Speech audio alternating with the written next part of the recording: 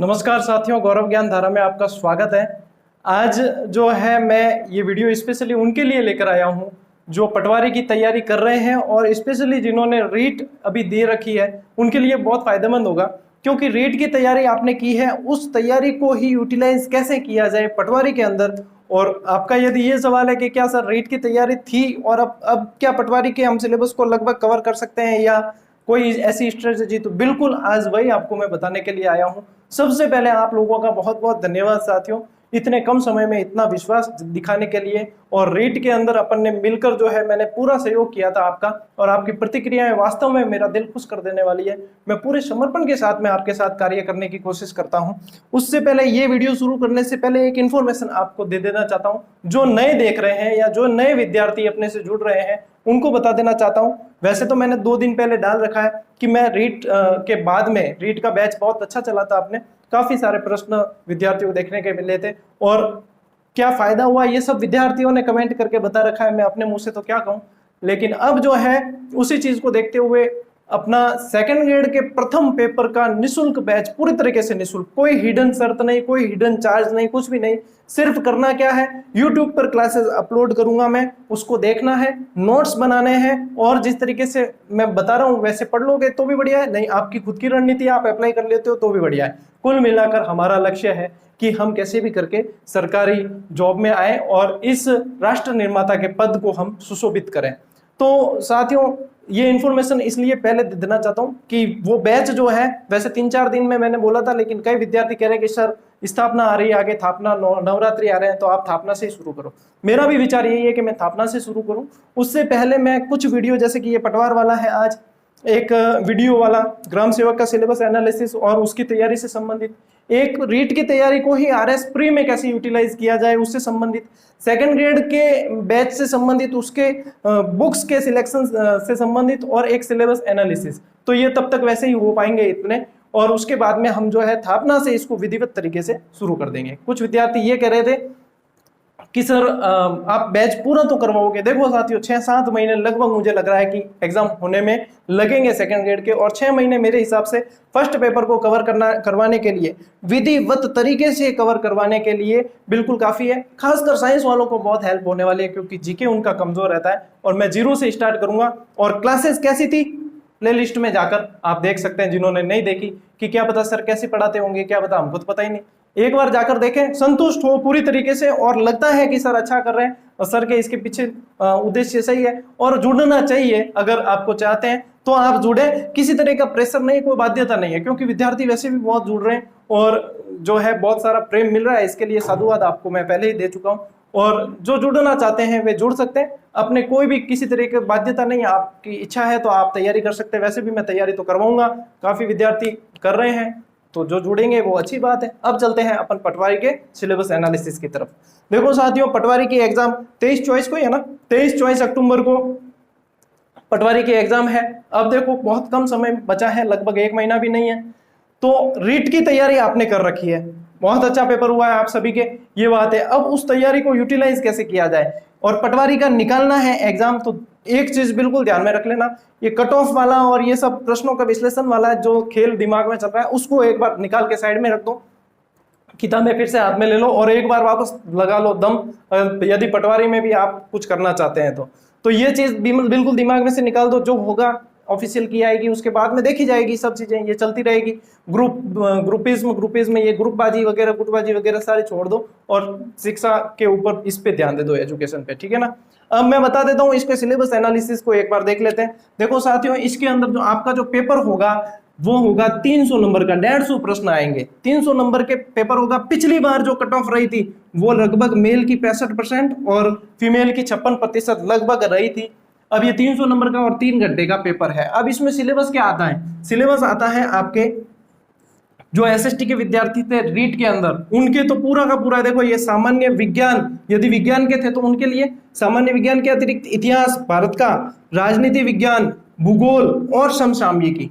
अब इसमें इस पार्ट के अंदर आपको क्या करना है, जो एसएसटी के विद्यार्थी थे उनके एक तो ये चीज कवर हो रखी है, लगभग एक ये चीज कवर हो रखी है और एक ये चीज कवर हो रखी है। उन्हें जो तैयार करना है, ध्यान से समझ लेना, उन्हें जो तैयार करना है वो यह पार्ट है और इसमें से बहुत अच्छे प्रश्न बनने वाले हैं। अब प्रश्न इसमें से आपको वेटेज किस पर देना है वह चीज भी बता दूं, पूरा मैं साथ साथ आपको एनालिसिस के साथ साथ बता रहा हूं कि ये चीजें इतने समय में आप पढ़ सकते हो।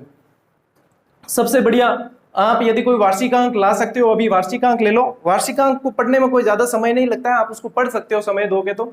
उसमें भी आप जैसे अभी जो पिछले खेल हुए हैं जैसे ओलंपिक पैरालंपिक, ये इनके आंकड़े बहुत अच्छी तरीके से देख लेना। अभी पिछले जितने भी एग्जाम हुए जैसे एसआई के पेपर हुए हैं अपने, और ये अपने वन रक्षक के, उनके कृषि पर्यवेक्षक के पेपर हुए हैं, इसके अलावा असिस्टेंट प्रोफेसर के पेपर हुए हैं, तो जिन जिन में मतलब करंट के सवाल पूछे गए, वो करंट के सवाल उनको पैटर्न को देखना है एक बार के कहां से पूछे गए। एक तो आपको ये जो पिछले खेल हुए हैं इनको बहुत अच्छी तरीके से पढ़ लेना, ठीक है। एक किसी की कोई नई पुस्तक आती है जो एकदम अलग सा नाम होता है जिसको पुरस्कृत किया जाता है, उस पुस्तक को बेहतरीन तरीके से देख लेना। इसके अलावा आपको आर्थिक समीक्षा के आंकड़े साथियों बहुत अच्छी तरीके से देखने हैं, कॉलेज लेक्चरर में बहुत पूछे गए, हिस्ट्री अपने एसआई के अंदर भी बहुत पूछे गए, तो आर्थिक समीक्षा के आंकड़े अच्छे से देख लेना। ये आंकड़ों से हमेशा प्रश्न बनते हैं, यदि आरएस पूरी भी करते हैं तो आपको आर्थिक समीक्षा के आंकड़े बहुत अच्छी तरीके से देखने होते हैं। इसके अलावा जो लेटेस्ट योजना होती है, क्योंकि पटवारी का एग्जाम अभी हो रहा है तो जो पेपर बनेगा वो लगभग जो है लेटेस्ट करंट ज्यादा देते हैं, तो लेटेस्ट जो योजनाएं हैं सरकार की, क्योंकि सरकार कोई भर्ती करवाती है तो अपनी योजनाओं से संबंधित प्रश्न जरूर पूछती है, तो लेटेस्ट कोई योजनाएं हैं उसमें भी जो बालिका शिक्षा से संबंधित योजनाएं होती है उन पे प्रश्न ज्यादा बनते हैं साथियों।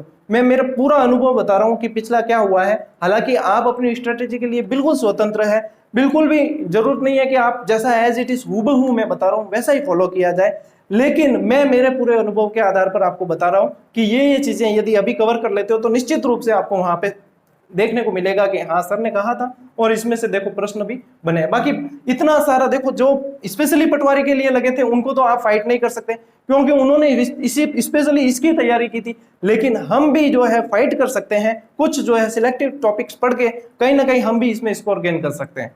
तो इसके लिए साथियों ये समसामयिकी अब एसएसटी वालों को देख लेना है। यदि सामान्य विज्ञान आप पढ़ना चाहते हो, वैसे विज्ञान तो बहुत सारे टॉपिक्स हैं, लेकिन सामान्य विज्ञान में भी आप यदि पढ़ना चाहते हो तो कुछ कुछ इंपॉर्टेंट जैसे कि अपने ये रक्त से संबंधित टॉपिक है, अपने रोग से संबंधित टॉपिक है, ये कुछ चीजें हैं जो आप टॉपिक देखोगे जो जिसमें सभी में कॉमन सवाल आते हैं।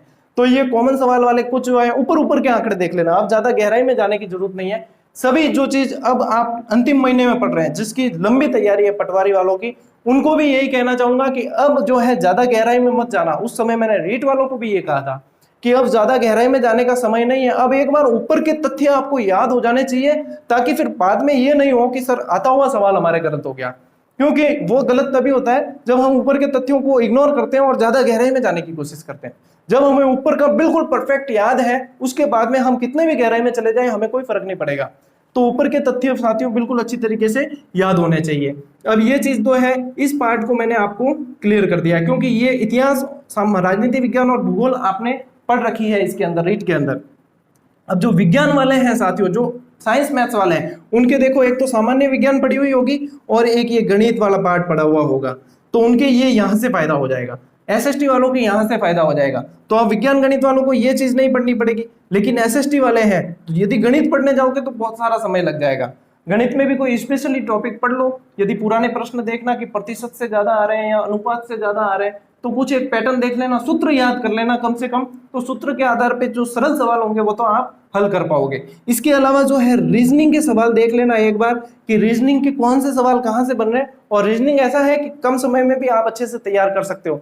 यदि पहले भी आपने कोई ऐसे एग्जाम दे रखे हैं तो वो पूर्व ज्ञान भी इसमें काम आ जाता है, और थोड़ा सा यदि सोचते हैं तो रीजनिंग के काफी सवाल हमारे वहीं पे सॉल्व भी हो जाते हैं, जो हम सही स्थिर दिमाग से यदि सोचते हैं तो हमें उसका उत्तर मिल जाता है। तो रीजनिंग से संबंधित टॉपिक आपको काफी हेल्प कर देंगे। मनीषपत की गणित को आप पूरा समय यहाँ पे जैसे एसएसटी वाले देने जाते हैं उससे ज्यादा बेहतर ये रहेगा, बेहतर यही है कि रीजनिंग को अच्छे से कर लें तो ये ज्यादा हेल्पफुल है। अब जो एसएसटी वालों के देखो राजस्थान आपने पूरा पढ़ा है वो पूरा का पूरा यहाँ हेल्पफुल होगा आपके। देखो इतिहास है, संस्कृति है और राजनीति विज्ञान है, तो ये राजनीति विज्ञान और ये कवर कर रखी है। इतिहास और संस्कृति, इतिहास के अंदर जैसे मुख्य शासक एक बार वापस देख लेना। मुख्य शासक से तात्पर्य जो मैन थे जैसे कि कुंभा है, मान सिंह है, राय सिंह है, जिनका मुगलों से संबंध रहा है वो, तो उनमें से प्रश्न ज्यादा बनते हैं, जोड़कर पूछे जाते हैं, तो इनको वापस देख लेना। संस्कृति के अंदर से जैसे कुछ टॉपिक जैसे कि आभूषण हमेशा प्रश्न बनते हैं, आभूषण है, अपने क्षत्रियां है, ये कुछ प्रश्न कॉमन जो चीजें होती है साहित्य से संबंधित है, भाषा बोली से संबंधित है, ये कॉमन चीजों से प्रश्न बनते हैं, तो इन्हें वापस देख लेना चाहिए एक बार, और ऊपर के तथ्य याद कर लोगे इन अंतिम दिनों में तो ज्यादा हेल्पफुल होगा साथियों। तो ये चीज जो है इसको ध्यान में रखना, ये भी हेल्पफुल रहेगा आपके लिए। तो देखो ये और ये कितना हेल्पफुल हो रहा है। अब साइंस वालों के लिए ये और ये पार्ट हेल्पफुल हो जाएगा। अब रही बात अंग्रेजी और हिंदी की, तो उसमें से किसी ना किसी के रीट में हिंदी भी लैंग्वेज थी, किसी के अंग्रेजी भी थी। अब क्योंकि जिसके अंग्रेजी नहीं है वो अंग्रेजी पढ़ने जाएगा तो उसको इतना समय नहीं मिल पाएगा। तो मेरा कहना यही है कि आपकी जो लैंग्वेज है उस पर थोड़ा सा और ध्यान देके, इसमें तो ग्रामर से संबंधित टॉपिक ही है वैसे भी, तो जो आपने ले रखी थी उससे संबंधित टॉपिक को, जैसे हिंदी है तो हिंदी को ही कवर कर लो। अब रही बात कंप्यूटर की, कंप्यूटर में कैसे पढ़ा जाए गुरुजी। कंप्यूटर में ऐसा है साथियों कि यदि पढ़ने जाओगे तो कई जनरेशन वगैरह वो सारी आपको 5th जनरेशन 4th जनरेशन सारी है। मैंने खुद कंप्यूटर के अंदर 2 साल का डिप्लोमा कर रखा है, तो मुझे पता है, मैंने फंडामेंटल पूरी पढ़ी है इसकी। तो यदि डीप जाओगे तो बहुत ज्यादा है। तो क्या पढ़े, कैसे प्रश्न बनते हैं, देखो अभी कम दिनों के लिए वैसे तो डीप पढ़ना चाहिए लेकिन इतना समय नहीं है। कम दिनों के लिए यदि मैं सजेस्ट करूं आपको, रामबाण तो यही है, ब्रह्मास्त्र यही रहेगा कि एक छोटी सी RSCIT की किताब आती है, सबने देखी होगी, ब्लू कलर का पेज है, मेरे को नाम याद नहीं है, ब्लू कलर का पेज है। उस RSCIT की किताब को मैंने एक दिन ही पढ़ा था, एक दिन पढ़ के RSCIT के एग्जाम में 35 में से 32 सवाल सही किए थे। तो वो किताब मतलब लगभग उसमें से सवाल बन जाते हैं। देखो ये यहाँ पे इतना डीप जा नहीं सकते, इसलिए कम से कम कुछ सवाल तो हम अटेंड करें, उसके कुछ सवाल तो सही करें। तो इसके लिए मतलब क्या है कि हम उस चीज को पढ़ सकते हैं तो कुछ तो मिलेगा हमें। बाकी बिल्कुल ही छोड़ने से बेहतर है कि कुछ पढ़ लिया जाए, तो वह जल्दी कवर भी हो जाएगी। आपकी बिल्कुल छोटी सी किताब आती है तो वह जल्दी कवर भी हो जाएगी, देख लेना कहीं स्टॉल पे, बुक स्टॉल पे मिल जाएगी। इसके अलावा जो रीड के साथी है, क्योंकि देखो इस सिलेबस पे आपने ज्यादा गौर नहीं किया था, अब आप जो है फिर भी चाहते हैं कि ये किया जाए, तो आपको जो है यहाँ पे जितने आ रहे हैं उतने तो बढ़िया है, लेकिन थोड़ी सी रिस्क लेनी पड़ेगी। रिस्क यानी कि 50-50 वाले में रिस्क लेनी पड़ेगी। 2 ऑप्शन जब आप काट चुके हैं कि आपको लग रहा है 2 ऑप्शन मैंने गलत वाले निकाल दिए हैं पूरी तरीके से, अब 2 में से एक सही है, तो वहां पे रिस्क लेने में फायदा है, क्योंकि आपने पूरा सिलेबस तो कवर किया ही नहीं। तो यदि पूरा सिलेबस नहीं किया तो अपने देखो इतना फाइट नहीं कर सकते, बाहर होने के चांस तो ज्यादा बने हुए रहते हैं, लेकिन फिर भी अंदर आने के चांस तब हो सकते हैं जब आप अटेंड ज्यादा करते हैं, क्योंकि इसमें माइनस मार्किंग है। लेकिन अपन को यहाँ पे रिस्क लेके अटेंड करना पड़ेगा।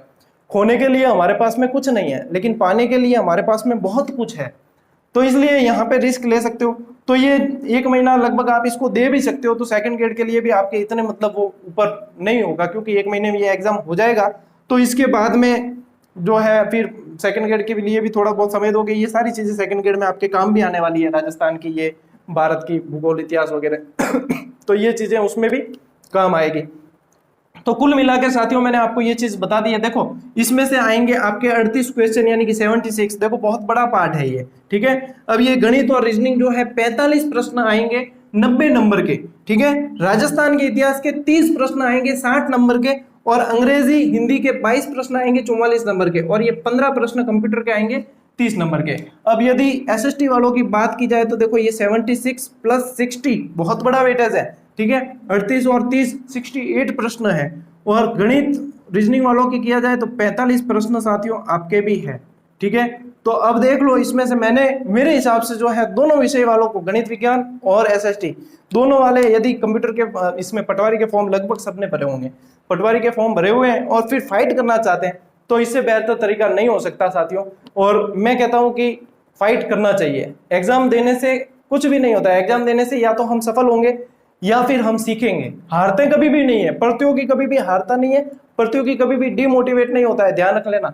जो डिमोटिवेट हो गया ना वो प्रतियोगी है ही नहीं, क्योंकि असफलता आपने सबने पढ़ रखा है यार, क्या बताऊं, असफलता सफलता की पहली सीढ़ी है, सिर्फ पढ़ने के लिए पढ़ते हो, उसको अपना के देखो। कई लोगों के पेपर रीट में बिगड़ा है, मेरे पास फोन आया है, अब जैसे मैं आधा घंटा शाम को सिम चालू की थी तो 25-30 फोन आते हैं, उसमें से कई डिमोटिवेट होते हैं, सर क्या करें अब तो हार चुके हैं। हारना तो है ही नहीं भाई, मेरे को बता दो एक बारी में किसने सफलता प्राप्त की है। चुनाव लड़ते हैं बड़े बड़े, आप प्रधानमंत्री राष्ट्रपति देखते हो, क्या एक बारी में वो बन गए, क्या नहीं बने, क्या एक बारी में कोई भी सफल हुआ है। मैंने एग्जाम देकर, मैं गवर्नमेंट सर्वेंट में सर्विस में हूँ, क्या चलो रीट एक बारे में निकाला है मैंने, लेकिन दूसरे भी तो एग्जाम बहुत सारे दिए, सभी में तो सफल नहीं हो पाया, लेकिन कुछ ना कुछ सीखा तो है, उनसे सीख कर उसको इम्प्लीमेंट किया है, उसके बाद में नतीजा दिया है, तो रिजल्ट आप भी दे सकते हो साथियों। एग्जाम जो होते हैं वो सब आपके लिए ही है, कोई ऊपर से फरिश्ते देवता उतर के देने नहीं आने वाले। अब रही बात कि जैसे पेपर लीक हो जाता है, और ये विडंबना है, एक बहुत बड़ी विडंबना है। ये चीजें नहीं होनी चाहिए, इसके लिए सिस्टम में सुधार होना चाहिए। नहीं तो एक भर्ती का विरोध करेंगे तो दूसरी भर्ती में हो जाएगा, दूसरी का विरोध करेंगे तीसरी में हो जाएगा।